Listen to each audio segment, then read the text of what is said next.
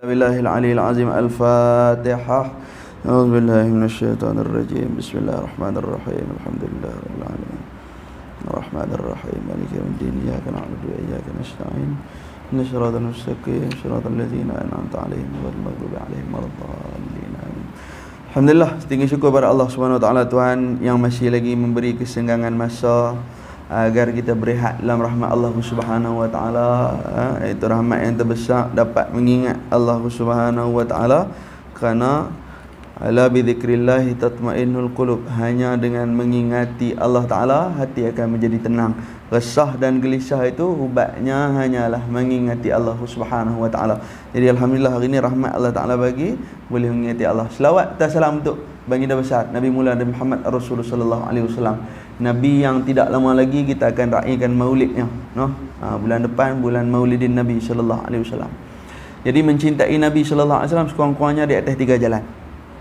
Tanda kecintaan pada baginda Nabi sallallahu alaihi wasallam, sekurang-kurangnya di atas 3 jalan. Pertama, mengetahui akan nasab dan keturunan Nabi.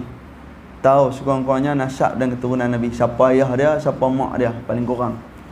Kedua, tanda orang cinta kepada Nabi sallallahu alaihi wasallam, apa dia? Memperbanyakkan bersalawat kepada baginda Nabi sallallahu alaihi wasallam. Dia sebut kata selawat 700 jenis itu, 700 jenis. Selawat ni satu jumlah yang mufidah, yang menyebut nama Allah dan menyebut nama Nabi dilaqak oleh satu perkataan, dan perkataan itu menjadi jumlah yang mufid. Selawat tafrijiyah, selawat nariyah. Begitu selawat yang paling ringkas dan makbul tu selawat Nabi Allah, selawat Nabi Allah Khidir AS pada Nabi Muhammad. Dia minta pada Allah, "Hai Allah, ya Tuhanku, bagilah aku ni jadi umat Nabi Muhammad, Nabi Khidir." Sehari 1000 Nabi Khidir selawatkan Nabi Muhammad, wa sallallahu ala sayyidina Muhammad, wa sallallahu ala sayyidina Muhammad.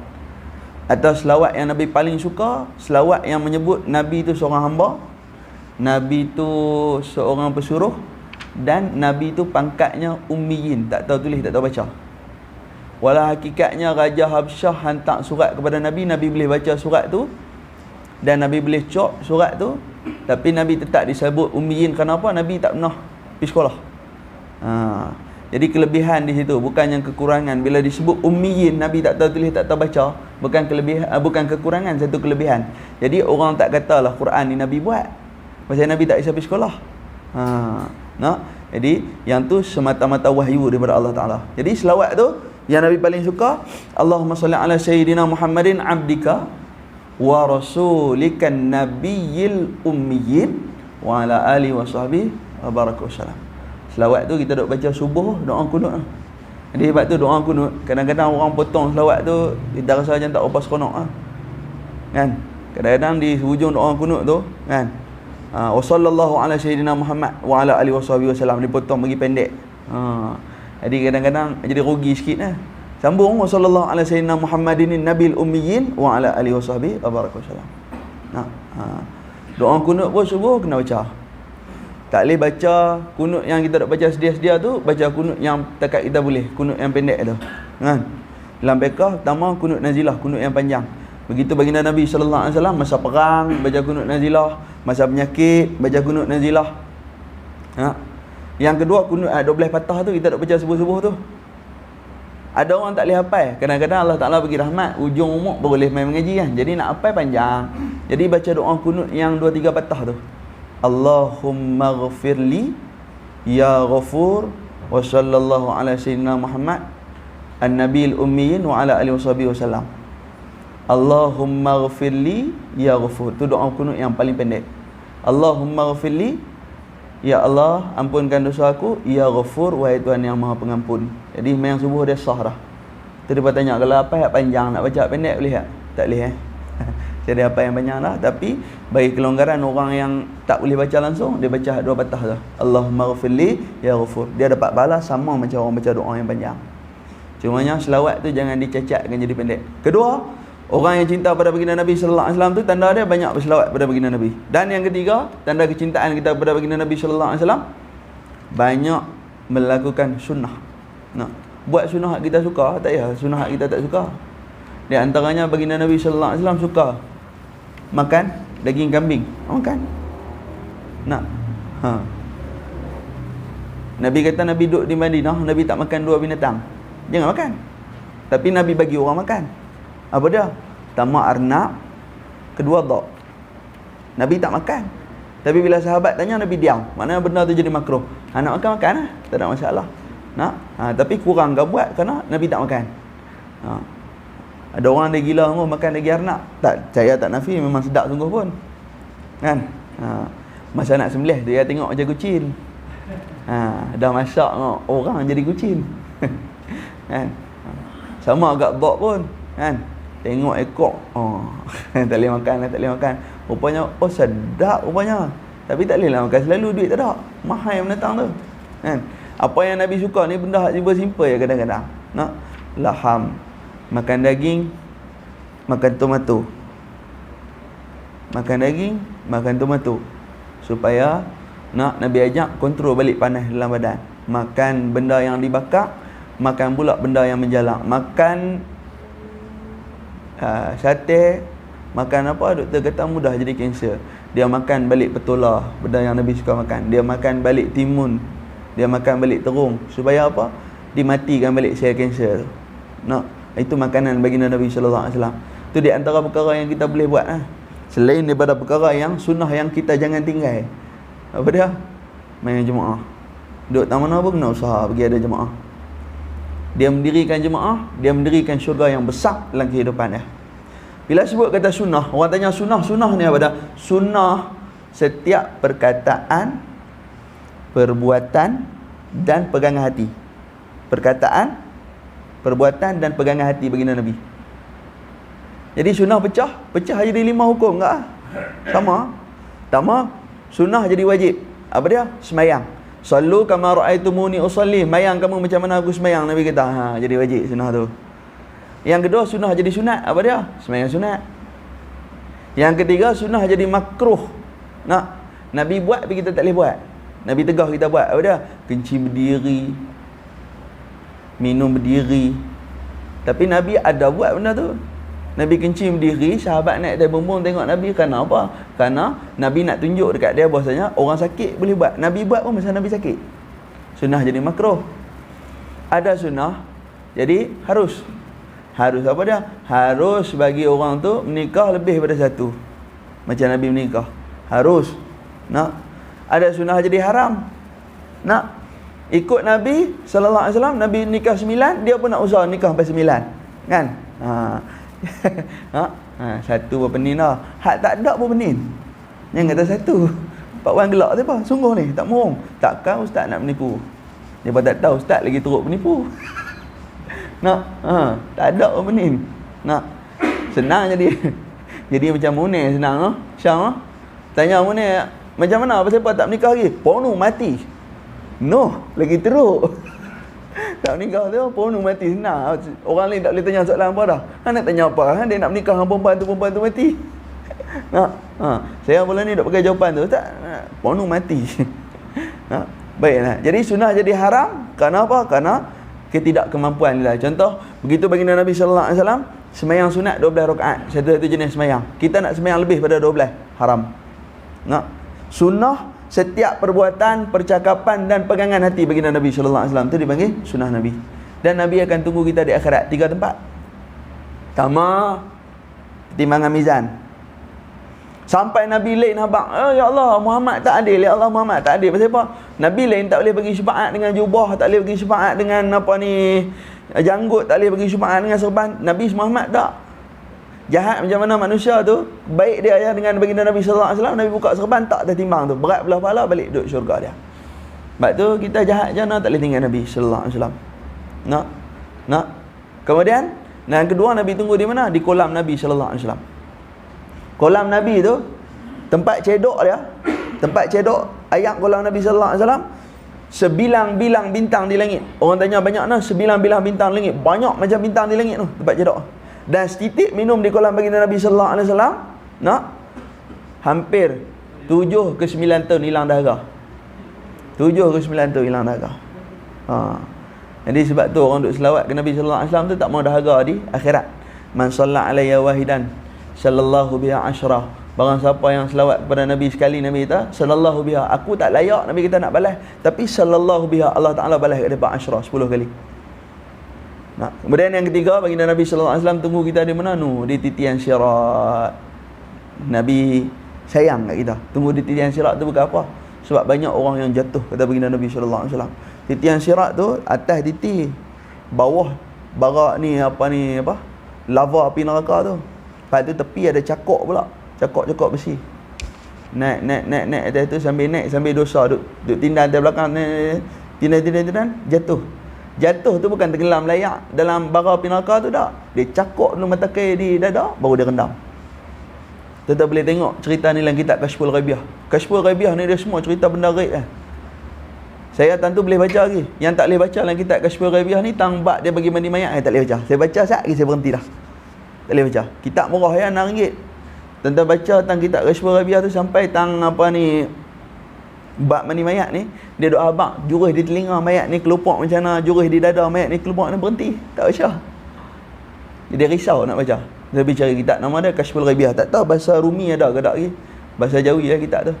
Nah, dia semua cerita pasal benda gaib ya, syurga lagu mana, neraka macam mana, Nur Muhammad macam mana, roh macam mana, hidupan akhirat macam mana. Kitab Kashful Ghaibiyah tu. Nah, baik tuan. Jadi oleh dengan tu, kita ni tanda kita sambut Maulid ni ada 3 perkara ni tadi. Pertama, mengetahui sejarah baginda Nabi sallallahu alaihi wasallam, keturunan Nabi. 2, banyak selawat. 3, banyak ikut sunnah. Kita raih dah Maulid Nabi sallallahu alaihi wasallam. Nak? Baik, habis. Jadi kita nak baca kitab ni, nak perhabis ni gak ni, nasihat yang ke-24 ni nak perhabis malam ni. Lepas tu saya minta kat Abang Bezo hujung bulan ni satu untuk nasihat yang ke-25 sekali dengan doa. Lepas tu matan ni bukan matan, silsilah kitab ni. Nak? Ataupun kita kata dia punya sanad kitab ni. Lepas kita baca sanad kitab ni, habis baca sanad kitab ni, malam tu kita makanlah kibas dengan nasi Arab. Lepas tu janji saya, tuan-tuan doa, jangan bagi saya mati dulu, tuan-tuan mati dulu. Tuan-tuan mati dulu tak apa. Kalau saya mati dulu tak ada nasi tu. Makan kat nasi tu kena raya roh . InsyaAllah kita baca yang nasihat yang ke-24 tu berhabis malam ni insyaAllah. وقال مصنف رحمه الله تعالى ونفعنا بعلومه بعلوم الشيخ في الدارين amin amin ya rabbal alamin. Bismillahirrahmanirrahim. Nasihat yang ke-24. Sebelum ni nasihat yang ke-23 dia suruh kita tinggal 4 perkara. Nasihat yang ke-24 ni dia suruh kita kerjakan 4 perkara. Nak? Yang pertama, kalau tuan-tuan ingat, dia suruh apa? Dia suruh kita ukur. Kita punya hubungan dengan Tuhan. Ukur. Sekira-kira macam mana kita dengan sahabat kita, apa yang kita suka dia buat, macam tu juga Allah Ta'ala suka. Dia suruh kita suka diri kita. Hari ni orang tenggelam dalam kehidupan dia tak nampak dah Tuhan. Apa Tuhan suka dia tak tahu dah. Melain dengan bila Allah Ta'ala tok nikmat dia, tok nikmat ke dia, kan? Dia mula rasa macam Tuhan tu seakan-akan sayang kat dia. Dia kata Tuhan sayang kat dia dah, padahal dia semakin jauh daripada Tuhan. Karena dalam nikmat yang Allah Ta'ala bagi, dia kufur dalam taat. Dia nampak seolah-olah taat, tapi sebenarnya dia kufur pada Allah Subhanahu Wa Ta'ala. Yang ni yang orang alim paling takut, kufur dalam taat. Dia duk kata Tuhan bagi ilmu kat dia dah, tapi dia duduk dalam keadaan sombong. Orang tahu pandai, dia boleh buat kuliah, dia pandai. Wa'alaikumsalam min zalik. Sama agak macam kita. Kita rasa Tuhan sayang kita, bagi panjang umur, bagi nikmat. Tapi tak tahu dalam masa tu Allah Ta'ala bagi kepelbagaian ujian.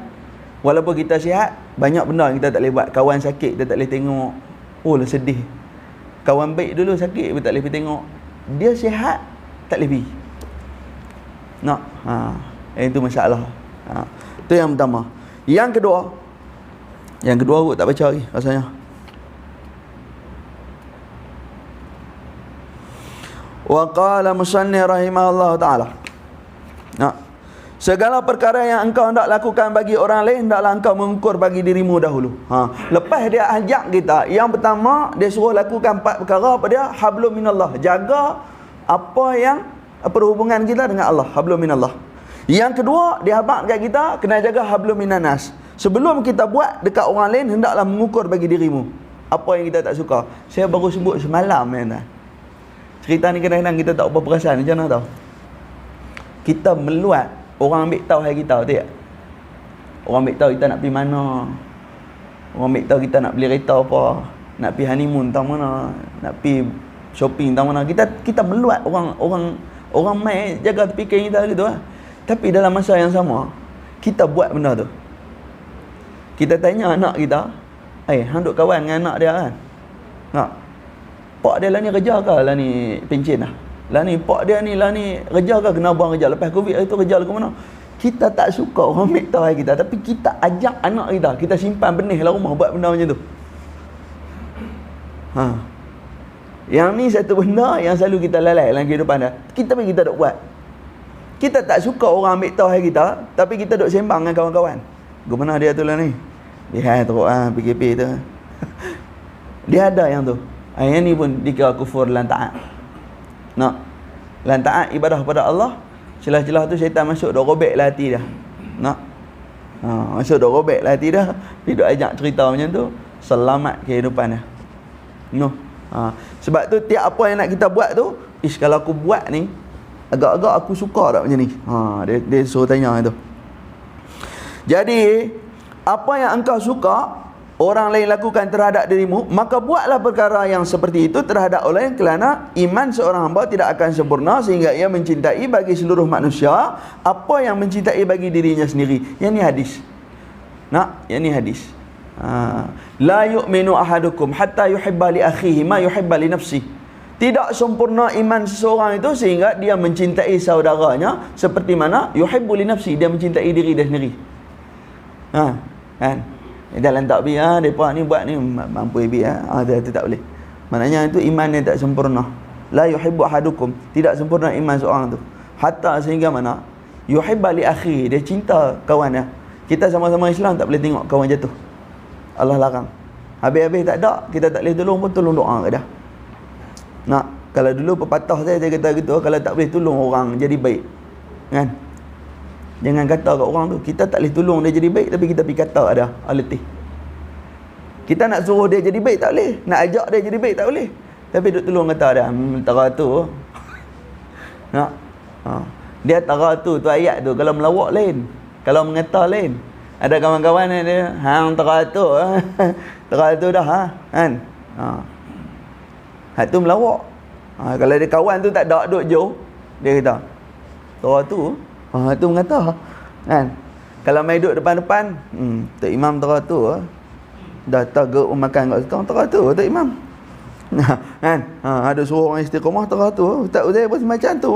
Teratur tak pun kan. Duk abang atas gauk tutup makan daging kau, abang Syed buat sup. Hak tu melawak. Ni duduk jauh. Teratur 3 hari, betul tak ada. Hak tu kata menak dia dua-dua berdosa, sikit dengan banyak selalunya melawak ni banyak dimaafkan ni. Baik. Jadi itu hadis. Perkara yang ketiga, hablum minallah, dia suruh kita buat, hablum minannah kita buat. Kemudian perkara yang ketiga, wa qala musannif rahimahullah taala, apa nak buat? Apabila engkau belajar satu ilmu atau engkau memutalaahnya, mutalaah ni bahasa Arab, banyak orang bukan bahasa Arab tak pandai bahasa Melayu. Mutalaah bahasa Arab, bahasa Melayu ulang kaji. Maka sayogianya, yang ni saya tak tahu. Sayogianya ni bahasa apa saya tak tahu. Kan? Masa saya belajar, Tok Guru kata dia bahasa Indonesia. Kan? Ada hak kata pula dia bahasa Jawa, adaptasi daripada bahasa Jawa. Kan? Lepas tu saya tanya Tok Guru, apa dia bahasa Melayu kalau yang ni bukan bahasa Melayu? Katanya bahasa Melayu sayuk gianya ni kebiasaannya dia dah. Jadi sampai ke hari ni saya pegang tu, sayuk gianya kebiasaannya. Kan? Tapi saya minta maaf betul-betul, saya kata tu saya tak tengok kamu pun. Lagi tuan-tuan bicara dengan kamu maksud lain pula, ustaz ni pembohong, tak tahu. Tapi sayuk gianya saya duk pegang dengan kebiasaannya. Maka saya kiranya bahawa ilmu yang engkau pelajari itu akan memperbaiki hatimu. Yang ni baca dah kau? Tak ni? Tak saja baca dah. Dan membersihkan jiwamu.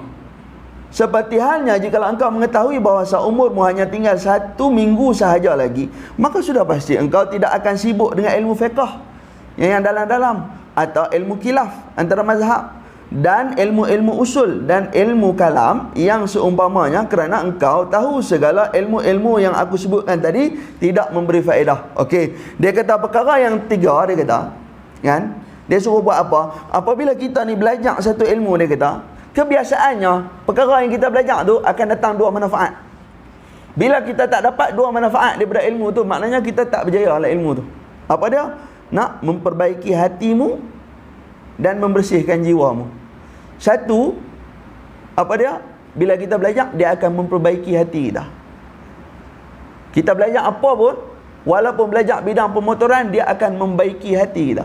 Oh, macam ni susah repair motor, patutlah orang ambil mahal. Dia memperbaiki hati kita dan membersihkan jiwa. Apa makna membersihkan jiwa? Dia bersih jiwa. Oh, sebab tu mereka ni susah, tak apalah aku nak ambil kurang sikit. Nampak tak? Mesti ada dua kebaikan tiap kali kita belajar ilmu. Nak? Dia kata seperti halnya kalau kita umur tinggal seminggu, dia kata kita tak belajar dah ilmu yang besar-besar, tauhid ke, fiqh ke, tasawuf ke, ilmu kalam ke, tak belajar dah. Pasal apa? Seminggu lagi nak mati. Mesti kita bersiap dah, Islam kubur nak tanya apa. Nak? Sebab tu dia kata belajar ilmu ni, bila belajar ilmu ni, sebenarnya mesti ada dua. Membersihkan hati, menyucikan jiwa. Dia tak boleh fikir, aku belajar repair motor, aku nak buat pergi laju pada Jepun. Aku belajar repair motor, aku esok aku boleh, aku nak buka kedai, aku nak letak harga up sikit. Kedai aku nak bagi special sikit. Kan? Dia kata gitu. Dalam keadaan ini, dia kata sudah tentu engkau hanya akan sibuk dengan muraqabah hatimu. Pada kata muraqabah ni, sentiasa memperhatikan keadaan dan menghilangkan segala perkara yang cuba merosaknya. Dalam keadaan seminggu lagi nak mati, kita ni akan muraqabah pada Allah. Tak marah orang main tanya, jom minum teh tarik, tak apa pun tak marah. Kira duduk atas tingkat semayang nak mati. Nak mempelajari sifat-sifat kejernihan jiwa dan berpaling daripada urusan keduniaan, dan engkau akan sibuk pula mengisi hatimu dengan cinta akan Allah Ta'ala dan beribadah kepadanya Allah Ta'ala dan memakaikan diri dengan sifat-sifat yang baik. Dia kata bila seminggu lagi nak mati, dia kata kan, dia nak abang dekat kita, apa yang kita akan buat, kita akan bersihkan jiwa. Lepas bersihkan, dia kata mengisi pula jiwa tu dengan cinta kepada Allah. Lepas dah mengisi, dia kata bukan dekat kita isi je, dipakaikan pula. Jadi maknanya kita bila nak mati, kita akan buat tiga perkara. Pertama, kita akan bersih lah. Tak mahu benda lain, mati dah. Duduk atas katil, dia tak fikir benda lain dah, nak mati dah. Lepas tu, yang kedua, dia akan memasukkan kecintaan pada Allah. Ya Allah, ya Allah, ya Allah. Kedua. Yang ketiga, memakaikan ni pergi pegang tasbih. Sekali suruh orang ambil ayat sembahyang. Jadi tiap kali orang nak mati tu, dia akan ada tiga perkara tu yang dia akan buat. Nah, begitu kita belajar ilmu ni tadi, kan, kena pastikan dia nak abang yang ketiga. Bila kita belajar atas dunia ni, kena pastikan ilmu yang kita belajar tu menyucikan hati dan membersihkan jiwa, supaya kita tak kelang kabut. Pasal apa dia kata macam ni ya? Sebablah ni orang mengaji, kan, istilah mengaji depa tu, mengaji ni kutip yang tak jadi amal. Sedang kita ni duduk, kita tahu mayang tahajud bagus, mayang hajat bagus, kan, sembahyang taubat bagus, tapi berapa ramai hak buat? Tapi semakin hari semakin tu kak tengok di TikTok kan, ustaz ni kata macam ni, Ustaz Wadi Anwar kata macam ni, Ustaz Abdullah Khairi kata macam ni, Syekh Zainul Asri kata macam ni. Semua kita kutip tak buat pun. Sebab tu ilmu ni dia dua. Sama ada dia tu jadi reta kita ataupun jadi sampah kita. Jadi reta macam mana? Bila ambil dapat ilmu tu, Syekh nanti kata ni kena selawat sehari 1000, dia berusaha bulan sehari 1000 selawat. Maka jadi reta dah. Ada orang ambil ilmu jadi sampah, kutip dalam TikTok, kutip dalam Facebook, kutip, tengok Google lagi, YouTube, jangan kisah. Sampai pada masa ilmu tu duduk keliling kat dia, tanya, bila nak buat kami? Bila nak buat kami? Lah ni bagi hak kami, kena bagi pahala dia. Kita masuk neraka juga. Kadang-kadang kat susah-susah, senang-senang belajar pun tak buat, tak ada buat. Sebab tu ulama garis kepada kita, 4 amalan teras kena buat. Yang tu boleh cover balik kita mengaji. 4 amalan teras kena buat. Pertama, ulama tak bagi tinggal Quran. Susah ke tak susah? Tentang nak keluar pagi-pagi je, baca Qul Huwallah tu 3 kali berturut-turut, sama dengan pahala sebiji Quran. Baca tu sudah, janji ada Quran. Walaupun kita jarang pegang Quran dan sebagainya. No. Lepas tu nak rajin lagi kan, hafal daripada Alam Tarokai sampai Qul a'udzu birabbin nas. Dulu ngaji wajib hafal tu.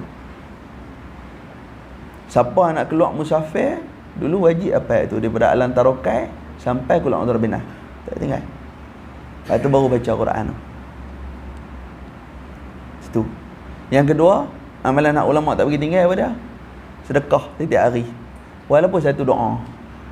Hak tu boleh buat ambil naik motor. Ya Allah, aku teringat abang nak sulung. Ya Allah, susah dia tu. Bagilah dia senang, Ya Allah. Tak tahu. Kita buat abang Tuhan, Ya Allah, aku ni memang banyak dosa, Ya Allah. Tapi aku teringat kat abang nak sulung. Hari ni aku sedekah doa ni untuk dia, bagi dia sihat, Ya Allah. Pak, abang sulung tu sihat. Jangan biar abang dia pula. Dia sihat-sihat, boleh keluar pergi merata dia abang. Hang kena ingat nama, hang sihat tu pasal aku doa ya. Kalau tidak hang pun reput lama dah. Itu tak boleh. Ya. Amalan ni bila jadi kena sengap baru tajam. Ni baru jadi sekali dia pihak abang lah. Abang hang kena ingat, aku doa kat Tuhan pegang sihat, hutang pun jangan lupa. Dan sakit balik kat balong tu. Nak. Adik-beradik ni ke mana? Dan uduh buruk pun adik-beradik tak mau tinggal. Hai sikit-sikit tu tok barik bang. Saya hak lain tak boleh. Saya rasa janganlah nanti mati dengan sakit pun nak jumpa balik adik-beradik ni. Saya dulu tak tahu. Lepas tu terselak buku Fadail Amal tu, rupanya dalam tu ada cerita tentang baginda Nabi sallallahu alaihi wasallam pergi berjalan rumah mak-mak saudara baginda Nabi sallallahu alaihi wasallam walaupun depa ni kafir. Dan nak abang kat kita pada ingat dulu orang tu ada suka pergi berjalan rumah adik-beradik dia. Tidur rumah kawan ni semalam, tidur rumah kawan ni semalam. Depa tu kan senang pun. Kadang-kadang ada pergi setengah rumah tu makan sardin dengan telur ya. Tapi pi rupanya tuan-tuan, hak tu yang menampung jambatan kita untuk balik pada syurga Allah SWT. Rupanya silaturahim ni kuat tu. Dia menyantum jambatan ni. Lepas tu orang dulu dia ngaji sikit je, kan ngaji banyak pun, tapi dia pegang tu. Satu. Nombor dua, baru 2-3 hari sudah teringat balik zaman mengaji tu tentang dalam musalsal hadis Nabi ada sebut bab ma ja'a fil qahwa, bab yang datang pada menyatakan orang minum kopi. Rupanya kopi tu Nabi kata selagi mana dia ada dalam rumah, walaupun tak bancuh, dia minta ampun kat Tuhan untuk orang yang ada dalam rumah. Padahal orang dulu makan kopi teh tak makan. Saya tanya kat orang kampung tu, pasal apa Tok Wan ni semua minum kopi, teh tak minum. Dia kata dulu tak ada bas cik nak pergi Canberra Highland. Oh betul juga. Kan? Teh ni Canberra Highland lah. Kan? Duduk di Kedah tu nak pergi Canberra Highland beli teh. Mana nak ada. Jadi makanlah kopi tu. Kopi di tanah di kampung. Kan? Tapi saya kalau kopi capoh tak makan lah. Saya pergi Kelang. Kan? Bila tengok Cina tu duk goreng, alamak, tak makan. Kalau tak tengok makan. Kan? Mula-mula tak tahu pasal apa kopi jadi lemak, ada minyak. Oh rupanya dia goreng buah sekali dengan kacang tanah. Okey. Pasal apa kopi ni rasa kelat ni macam? Oh dia buah kulit koko. Kulit buah koko tu kan, dia goreng sekali. Oh. Pasal apa minyak dia banyak kan? Dia buah margarin. Oh gitu kopi. Bukanlah semata-mata biji kopi tu, segala bagai dia buah tu. Kan? Hak rasa lemak-lemak syahdu tu pasal apa? Bila Cina tu dia goreng, dia pakai selop pendek dengan singlet ya. Jadi haba tu. Tu dia panggil lemak-lemak syahdu. Baik. Kan? Di antara sunnah yang banyak orang Melayu buat, pertama kopi, kedua ni. Orang Kedah kan. Nabi kata apa? Bawa dia kata saat keluar ni walaupun sehelai benang. Ni kain. Tu Allah Ta'ala sayang kita. Masa PKP kan semua bukat duk bawa tu. Semua bukat dapat pahala berlambak. Habis PKP, habis semua. Dengan kain tu tak ada, dengan pahala sejadah tu duduk tak mana tak tahu. Kan? Oi dulu kira hebat lah macam duduk di Mekah dah. Larita ni sejadah sedia. Nak pergi sembahyang Jumaat kena halau. Kena halau tu, dah lah hari tu tak boleh buat pahala, dia maki kat jaga pagar tu sampai subuh esok. Balik dia cerita orang ni tak guna dia. Aku sampai dah depan pagar tu. Kupon tak ada, tak apa. Hang bagi orang main atas jalan tak apa, orang boleh main. Orang bawa saya dah. Macam ni. Yang maki tu. Ada satu masjid di Kulim, pergi kuliah subuh. Kan? Bertumbuk. Dia nak balas dengan kursi tu, jatuh kursi tu jatuh, dia balas dengan penumbuk. Betulan saya habis sembahyang subuh tu, ada kuliah dekat yang kawasan tu jugalah, tak dan habis sembahyang subuh tu. Bertumbuk. Subuh tu bertumbuk, maghrib tu baru selesai. Kan? Orang tua tu buat kursi. Bila buat kursi, nak buat sejadah apa? Buat kursi kan? Main atas kursi pakai sejadah. Main kan tu dah tak boleh cik, tak boleh. Tata mai setiausaha masjid. Dia ni memang macam ni, kerah kepala, orang nak habaq dah kena buat sejadah, dia tak bawa. Kan? Belah ni pegang kursi, belah ni geram. Apa nak kata dah? Kan? Subuh berdarah lah begitu. Aduh, kata kena. Kita budak-budak tak kerti apa ni, tengoklah apa depa tu ramai ada buat ramai batang tu kan. Oh, rupanya ada buka kelab boxing dah tu. Maghrib tu baru settle. Sembahyang subuh puas Yasin, 2 tok imam begitu. Kan? Oh ya Rabbi lakal hamd. Bahaya lah tu pun. Baik, nah. Jadi, dia kata di sini, bila kita ni rasa kita nak mati, kita akan persiap dengan 3 perkara. Pertama, mencintai Allah. Lepas itu membersihkan hati. Lepas itu memakaikan dengan pakaian yang baik. Wahai anakku yang tercinta, dengarlah nasihat ini baik-baik dan fikirkan isinya. Semoga engkau kelak mendapat keselamatan. Dia kata dia suruh kita dengar nasihat baik-baik dan fikirkan isinya. Mengaji, mengkaji. Kalau lu di pondok dia kata mengaji, mengkaji. Tiap orang yang mengaji tidak mengkaji, dia tidak mengaji. Dia kata, lu tok guru tak? Cobalah engkau fikirkan, seandainya engkau telah diberitahu bahawa seorang raja 1 minggu lagi akan memilih engkau sebagai menteri, maka apakah kira-kira yang akan engkau buat selama 1 minggu ini? Maka dalam masa 1 minggu ini sudah pasti engkau tidak akan mengerjakan sesuatu kecuali perkara yang engkau sangkakan bahawa raja itu akan melihat dan memperhatikannya, sama ada pakaian, tubuh badan, rumahmu, hamparan dan sebagainya. Maka sekarang cuba engkau fikirkan baik-baik apa yang telah aku katakan tadi, kerana engkau adalah seorang yang cepat faham dan perkataannya sedikit mencukupi bagi orang yang bijak. Baik, dia kata apa? Cuba fikirkan bahawasanya kalau seminggu lagi raja nak main rumah kita,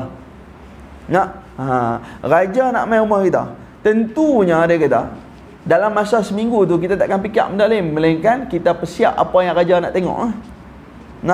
Begitu juga dia nak abang dekat kita, kalau seminggu lagi nak mati, apa persiapan yang kita akan buat? Tak ada lain melainkan kita akan memperkemaskan amalan dan hati sebelum balik kepada Allah. Itu dia nak abang. Tentang tengok orang nak jumpa raja, walaupun nak ambil pingat paling kecil pingat apa? PJK, pingat jasa kebaktian. AMN dengan PJK mana besar? AMN besar noh. Ahli mangku negara, para pam-pam. Tiup seronai tiup apa ni, trompet panjang tu dan nak pi ni bukan nak jumpa raja lagi. Saya duk tengok katlah kan. Saya tak ada lah rasa nak pi ambil pun apa ni pingat tu, pasal saya tak tahu nak pi mana. Takkan nak main bagi kuliah pakai pingat tu. Ada orang hak dia cewi pun ada. Pi majlis makan malam bubuh pingat. Lah. Tak. Bila raja hantar istana hantar surat tu, dia reply surat tu, dia ada hari rehearsal.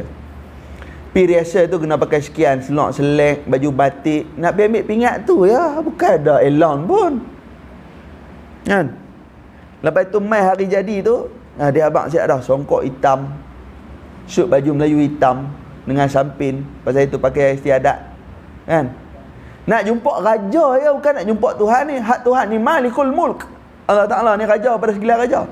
Dan pipi tu, masa tu saya ada kawan tu, dia pergi ambil lah pangkat dia ni, pergi ambil AMN lah. Bukan AMN, tak tahulah apa lah, pingat tu lah di apa, Istana Anak Bukit tu. Saya pun turut pergi. Saya tak boleh masuk, kena duduk di luar. Tak boleh masuk, duduk di luar. Dan tengok rumah raja, rumah Allah, tak pakai baju boleh masuk. Tu beza dah. Masuk dalam tu pula, sama-sama masa tu adalah hak pemain bola, hak pemain squash, hak pemain segala macam main lah, nak ambil pangkat tu. Depa mai pakai baju Melayu colour lain, tak boleh masuk. Tak boleh masuk. Nak balik gitu, pingat pun tak dapat. Dah masuk tu pula, pergi ambil pingat tu, depa ni duk cerita di luar tu lah. Saya duk dengar sikit-sikit tu, kalau siapa yang ada keturunan raja ni, api dia bubuh pingat tu melekat gitu dah. Ribah di belakang pun tak ada masalah. Jadi kalau ada siapa ni keturunan dia bukan keturunan raja ke apa ke, pipi selip-selip, pak, pingat tu jatuh. Bila pingat tu jatuh, nanti memandang mai ambil pingat tu, raja tak bubuh dah lah. Sultan Abdul Halim tak bubuh dah. Dia kata semua nanti pergi depan Sultan Abdul Halim ni mengetang. Baru Sultan anu. Agak-agak kalau Tuhan ke mana? Jadi kat mana? Jadi hak kawan ni, tapi betul sungguh daripada tunjuk dalam video tu kan. Masa dia ada skrin lah di luar tu, duduk tunggu masa majlis tu. Kawan ni pergi bubuh, pak, pingat tu jatuh. Jatuh tak ada dah. Kedak. Dia cekok. Lah ni tak jatuh dah. Masa tu jatuh. Masa tu hak dia boh cakok tu hak besi petak itu lah. Lah ni pakai magnet ke pakai tak. Dia cakok tu. Cakok tak jatuh dah tu. Jatuh, saya kadang-kadang duk fikir ni jatuh tak apalah, bukan nak ada allowance. Cumanya dia wow sikit kan. Mana ada banggak ni ambil ni kan. Kadang-kadang kawan duk melawak gitu AMN ni ada kata ahli mangkak negara kan, macam-macam. Baik tuan. Jadi dia kata begitulah halnya. Dia kata kalau seminggu lagi kita nak mati, dia kata kalau seminggu lagi raja nak mai, yang tu ya kita akan persiapkan apa yang raja nak tengok. Ni semua ibarat-ibarat yang dia bagi supaya kita persiapkan diri kita sebelum kita balik kepada Allah Subhanahu wa taala. Dan dia kata perkataan yang sedikit tu mencukupi bagi orang yang bijak. Cakap sikit sudah dah faham dah kita ni orang yang bijak kan. Kerana Rasulullah sallallahu alaihi wasallam bersabda, "Innallaha la yanzuru ila suwarikum wala ila a'malikum walakin yanzuru ila qulubikum wa niyatikum." Hak ni kena pegang kukuh-kukuh hadis Nabi ni. Nabi kata apa? Nabi kata sesungguhnya Allah Ta'ala tidak memandang kepada rupa tubuhmu. Dan bukan pula kepada amalanmu. Suwarikum ni, suwar ni sebenar dia. Maksud sebenar dia pakaian. Tuhan bukan pernah tengok pakaian. Pakaian ni maksud dia kereta apa, makan apa, minum apa, rumah macam mana. Nabi kata Allah Ta'ala tak pernah tengok. Wala ila a'malikum. Dan Allah Ta'ala tak tengok amalan kita tu banyak mana. Kita kan boleh nilai orang atas dunia ni. Dia sembahyang banyak ke dia sembahyang tak banyak tu bukan nilaian lah. Dia berlekok ke dia tak berlekok ke, ada tanda di dia ke, sembahyang putih sejadah ke, tak lagi. Walakin yang Allah Ta'ala tengok apa dia? Yanzuru ila qulubikum, tetap yang memandang kepada hati kamu, wa niyatikum, dan niat. Maknanya kalau dia tengah sembahyang tapi di hati dia tak ingat pada Allah, dia tak sembahyang. Dia nak main sembahyang, niat dia bukan kerana Allah, dia tak main. Sebab tu kadang-kadang kita tengok orang celang-celut, saat ada, saat tak ada, kita tak tahu dia tu dengan Allah macam mana. Jadi sebab tu kena perkemaskan niat setiap hari, dan masa kita buat tu, hati kita kena ingat kepada Allah, baru jadi. Kalau tidak, tak jadi. Dan jika engkau mau memperdalami hal-hal berkenaan dengan hati, maka hendaklah engkau merujuk kepada kitab Ihya Ulumuddin, yang lainnya daripada kitab-kitab karanganku. Dia kata ni Imam Ghazali tulis dalam Ratah tu, dia kata kalau nak belajar lagi pasal hati ni, kena pergi tengok dalam kitab Ihya Ulumuddin. Ilmu ini ilmu kebersihan hati, adalah termasuk ilmu fardu ain. Yang lain daripadanya adalah fardu kifayah, kecuali sekadar engkau belajar hukum-hukum yang berkenaan dengan kesempurnaan mengerjakan kefarduan yang diwajibkan. Mudah-mudahan Allah Ta'ala memberi taufik kepadamu sehingga engkau menghasilkan ilmu-ilmu itu. Dia kata pula di sini, tak syak daripada awal nasihat yang ketiga ni, dia suruh kita buat apa? Suruh kita buat persediaan untuk mati. Ringkasnya dalam bab yang ketiga ni, lepas pada dia suruh jaga hubungan kita dengan Allah, lepas tu jaga hubungan kita dengan manusia, yang ketiga dia suruh apa? Buat persediaan untuk mati. Jangan tunggu mati. Ada orang dia duk cari tanda mati. Ni tanda ni nak mati dah, ni tanda ni nak mati dah. Tanda tak tentu lagi. Sebab kita manusia tak tahu malaikat mai bila. Jerman buat mikrofon hak canggih pun sangkut dekat manusia nak tengok malaikat maut mai bila, tak jumpa malaikat maut. Yang mula-mula buat mikrofon tu teknologi Jerman lah tu. Ustaz Abdullah Khairi duk bawa tu tu teknologi Jerman lah, mikrofon tu kan. Dia cek gegaran masa bila malaikat maut nak mai, tak boleh juga. Kan? Sebab apa? Kulir roh ambil rabbi. Roh ni Allah Ta'ala kata urusanku, hampa cari ke mana pun tak jadi jumpa. Kemudian dia kata dekat kita, dia ajak pula dalam bab tu, dia suruh kita jaga hati. Persediaan untuk kita mati ni apa dah? Paling penting hati. Kerana hati ni raja. Daripada hati lah dia bagi hint dekat otak, otak baru menggerakkan pada seluruh anggota. Jadi apa pun bermula daripada hati. Dia kata kalau nak belajar bab hati, kena pergi tengok kitab dia pula, Ihya Ulumuddin. Baik, habis. Dan yang keempat, last, nak untiyah habis lah dekat tu. Kan? Nasihat yang ke-25 tu penutup dan doa ya. Habis tak ada apa dah. Bahawa engkau jangan menghimpunkan harta dunia lebih banyak daripada cukup makan setahun, seperti apa yang pernah dibuat oleh Rasulullah sallallahu alaihi wasallam bagi sebahagian daripada isteri-isterinya, dan beliau bersabda, Allahumma ja'al quta ali Muhammadin kafafa. Ya Allah, jadikan makanan keluarga Muhammad ini hanya secukupnya saja. Yang keempat last, dia abang kat kita apa yang kita kena buat. Cari dunia ni sekadar cukup makan untuk setahun. Banyak nak tengok benda ni, ketamakan ni berlaku main bulan Ramadan. Allah.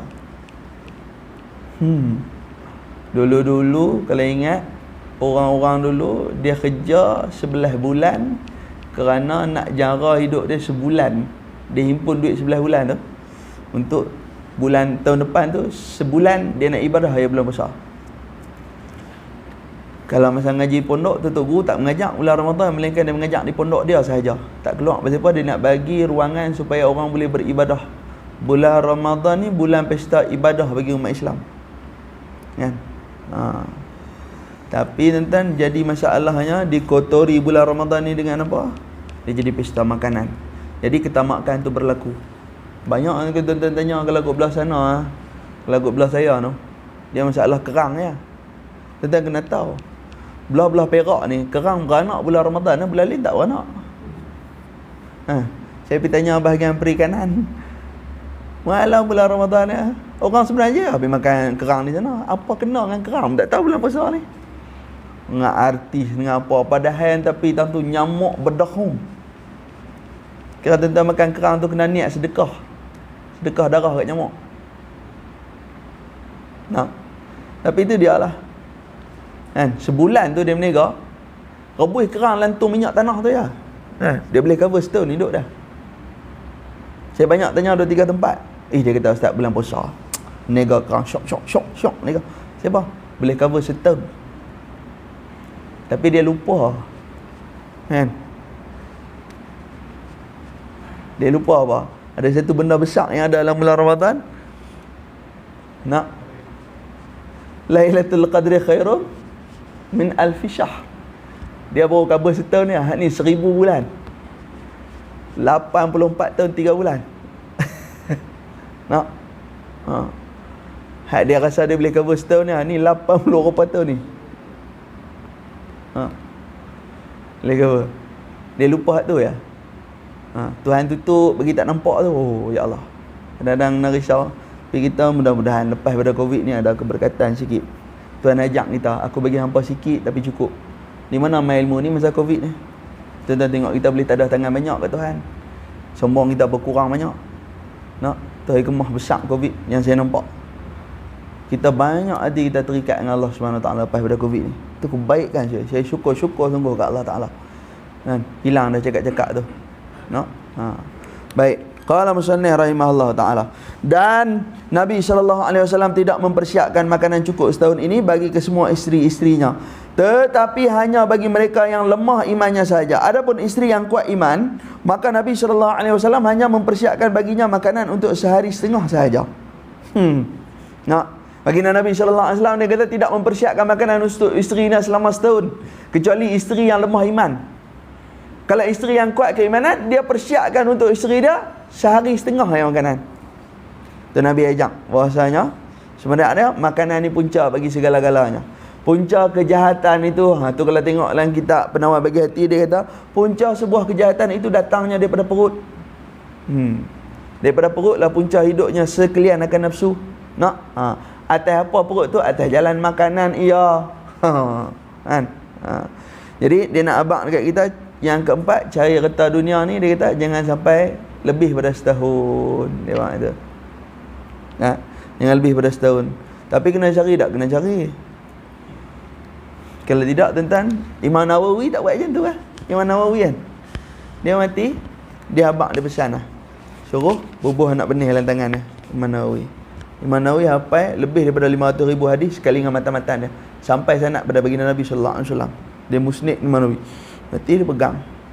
Jadi bila dia tanam dengan anak benih tu, pokok tu tumbuh. Sebab apa? Berpegang akan hadis Nabi sallallahu alaihi wasallam, jika kiamat tu datang esok, anak benih masih berada di tanganmu, tanam.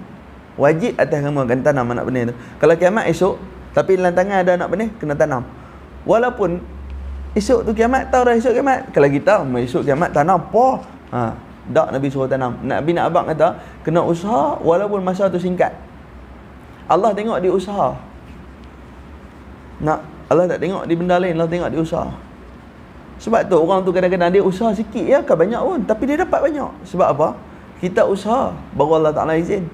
Fa iza azamta, baru fatawakkal 'ala Allah. Apabila mana kamu telah berusaha dan membulatkan tekad, fatawakkal 'ala Allah, baru tawakal ke Allah. Hari ni tawakal dulu.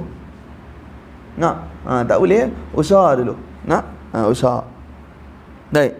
Dia suruh kita ni cari, jangan menghimpunkan harta dunia lebih banyak daripada cukup makan setahun.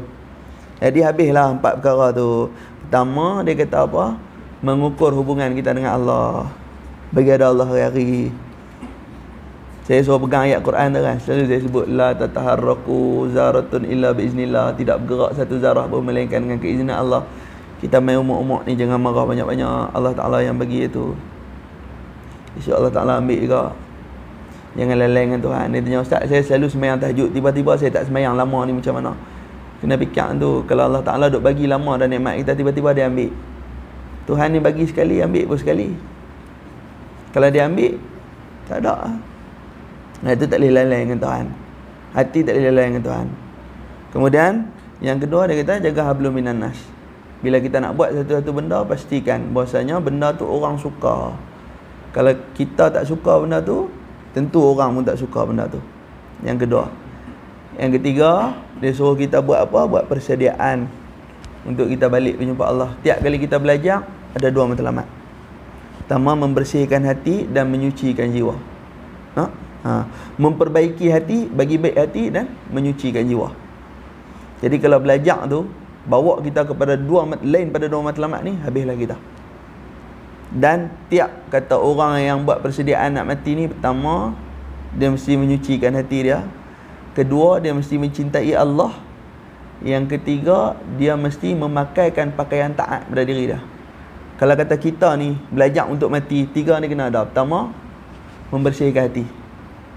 Bersihkan hati ni, dan segala sifat tak baik tu tak boleh ada. Sombong, riak, sum'ah, tamak, halobah, tak boleh. Yang kedua, mencintai Allah. Apa hak Tuhan suka, sedaya upaya dia buat. Apa hak Tuhan suka, sedaya upaya. Kemudian yang ketiga, memakaikan dengan pakaian taat. Semua manusia ni adalah satu benih daripada Adam dan Hawa yang menghormati dia. Itu pakaian taat. Ni usaha nak mati. Kemudian yang terakhir, dia kata kat kita apa dia? Jangan Nabi bagi larangan supaya jangan cari makan yang boleh makan melebihi setahun. Yang kita duk cari hak simpan duit dalam bank tu hak kecemasan. Ni makanan yang melimpah ruah ni sampai lebih pada setahun. Itu lain. Hak kita cari simpan dalam bank kan, tu untuk kecemasan. Tak tahu lepas ni nak jadi apa, sakit ke kan, duit nak tak ada ke, ekonomi tak stabil ke. Yang kita cari tu untuk kecemasan. Hak dia kata ni, jangan cari kemewahan tu. Cari awal tahun ni puluh untuk lebih pada setahun. Tahun depan awal tahun aku tak payah tak payah buat apa dah. Lepas pada aku pergi bercuti hujung tahun, lepas tu aku tak payah kerja apa dah, ada lagi duit. Yang tu. Kerana apa? Akan hilang tambatan hati kita pada Allah. Sebab Bila kita tak susah, kita akan jauh dengan Allah Subhanahu wa ta'ala. Khalas, habis bab perkara tu. Nanti kita sambung nasihat yang ke-25 ni, penutup dan doa sahaja. Tak tahu lagi, tunggu Abang Pedro pergi tarikh kan. Barulah saya boleh pergi beli barang, barulah kita boleh makan nasi kambing. InsyaAllah. Kibas tu duk tunggu lama mana dalam kandang tu tak tahu. Minggu depan. Khamis minggu depan insya-Allah. Khamis minggu depan. Kita jumpa di sini balik Khamis minggu depan untuk sanad kitab ni. Saya akan baca sanad kitab ni, lepas tu doa penutup nasihat yang ke-25, habis tutup. Kan? Berjumpa lah pula di tahun depan, bagilah saya cuti sahad. Boleh kan? Jadi sambung lain. Nampak? Tok Imam senyum je, tak apa nak ikhlas. Baik, dan saya selalu ulang, selalu saya kata, jangan lupa, syurga paling tinggi ni untuk orang yang baik. Untuk orang yang pandai tak ada syurga. Untuk orang yang bakat besar tak ada syurga. Untuk orang yang hebat tak ada syurga. Tapi syurga yang paling tinggi untuk orang yang baik. Sebab tu tiap-tiap hari apalah satu kebaikan. Contoh dia, jangan bunuh semut ke. Satu hari tengok semut, hari ni tak bunuh semut. Mungkin itu kebaikan yang Allah Ta'ala nak redha. Kadang-kadang dia main tergerak di ujung hati kita. Di ujung hati kita. Tapi ada hari nak marah gak, tengok kucing berak merata. Hari nak marah gak, itu hari kekalahan kita, hari ujian kita. Tapi kadang-kadang dia ajar di ujung hati sikit dan tak mau bunuh semut. Hari ni tengok anak rasa kasih kat anak, tengok kat isteri rasa kasih kat isteri, itu juga satu kebaikan. Nak pergi beli barang makan, nak bagi depa makan di rumah. Ada yang satu kebaikan tu, maknanya hari tu kita adalah keredaan Allah Subhanahu wa ta'ala. Jadi mudah-mudahan kebaikan tu Allah Ta'ala sambunglah sampai syurga Allah Subhanahu wa ta'ala. Di tekad tu malam ni, Allah wa Rasulullah alam bil muradihi. Kita tangguh dengan tasbih farah surat al-Asr. Subhanakallahumma bihamdika asyhadu an la ilaha illa anta astaghfiruka wa atubu ilaik. Bismillahirrahmanirrahim. Al-'asri innal insana lafi khusr illa alladhina amanu wa 'amilus solihat wa tawasaw bil haqq wa tawasaw bis sabr.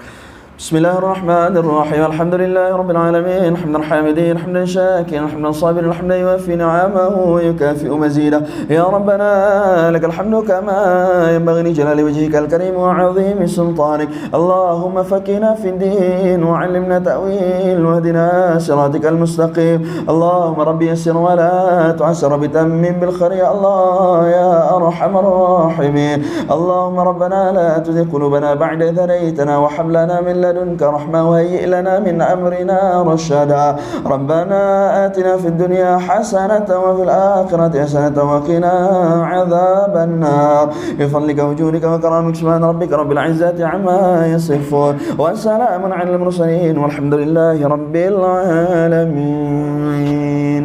Ini Allah, saya mohon ampun, mohon maaf dari kasar bahasa silap kata baik pada Allah. Ku ambil kelemahan saya, kelemahan ilmu saya mohon ampun, mohon maaf. Haza billahi taufiq wal hidayah. Assalamualaikum warahmatullahi wabarakatuh.